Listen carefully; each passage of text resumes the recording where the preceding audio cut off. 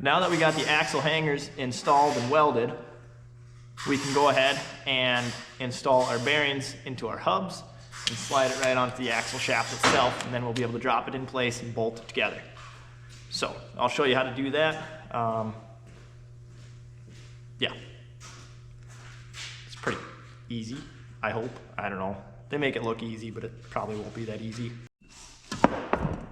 All right, to install the bearing onto the hub, you got to insert it at 90 degrees, like so, and then twist it into place. Assuming it twists, which this one isn't, and I don't know why. Probably because it's stiff.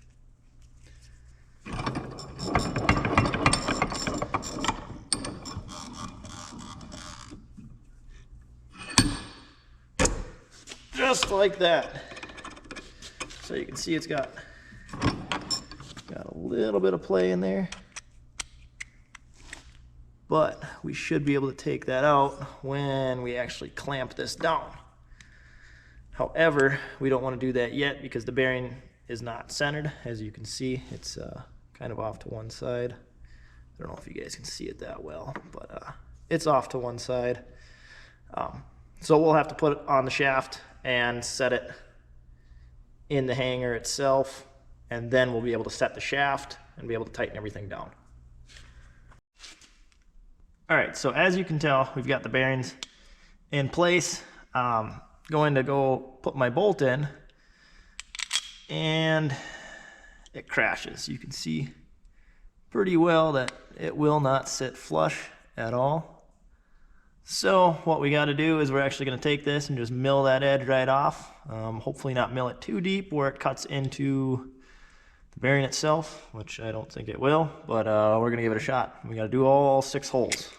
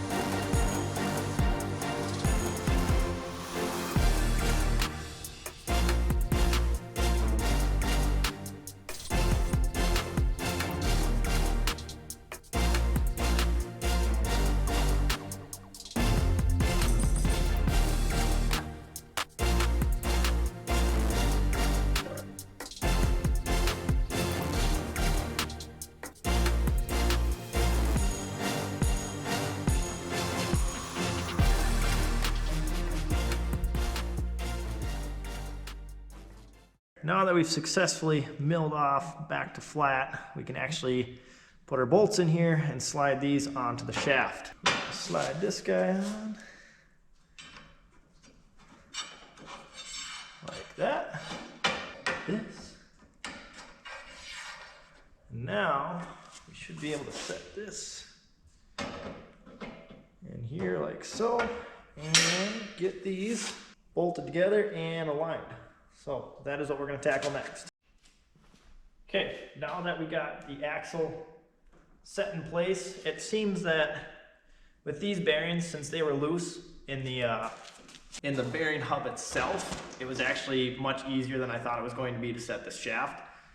But the shaft should be set perfectly parallel. To check that, you can be able to slide it back and forth with minimal resistance.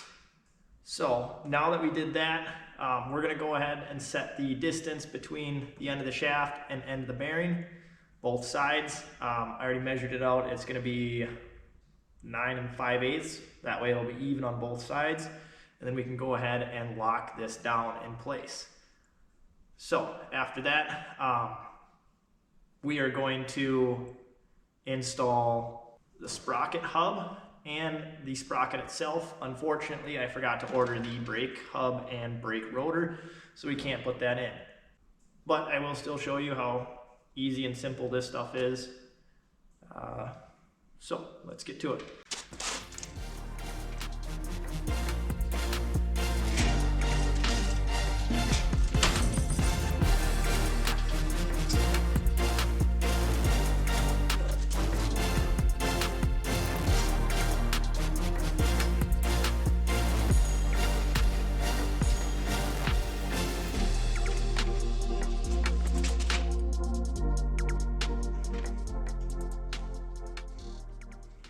now that we've installed our rear axle and we've got everything tight here, so these set screws on both bearings, all this hardware is tight as well, we can go ahead and install the hub for the sprocket and the matching key.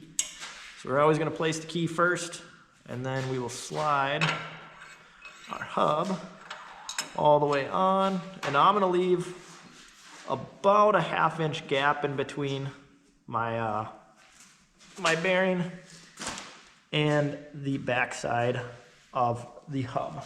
But now we can go ahead and bolt on our split sprocket. I don't have the correct hardware. I bought the wrong stuff. So I'm just going to show you what it's going to look like once it's on there and assembled. Assuming you're not me and you actually buy the correct hardware, this is what it should look like. So it's just in there temporarily for now, but you can see that everything should flow nice and smooth.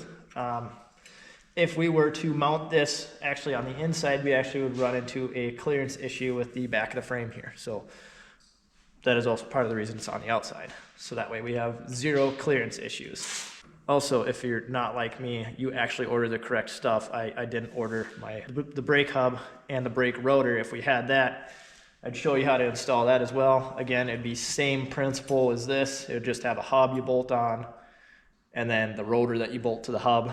And then I'd also show you how to set up the rear brake caliper with the brake lever. Now, most go-karts or most people would actually have a foot brake, but I'm gonna have a hand brake because 1, it was cheaper, and 2, it's gonna be more fun.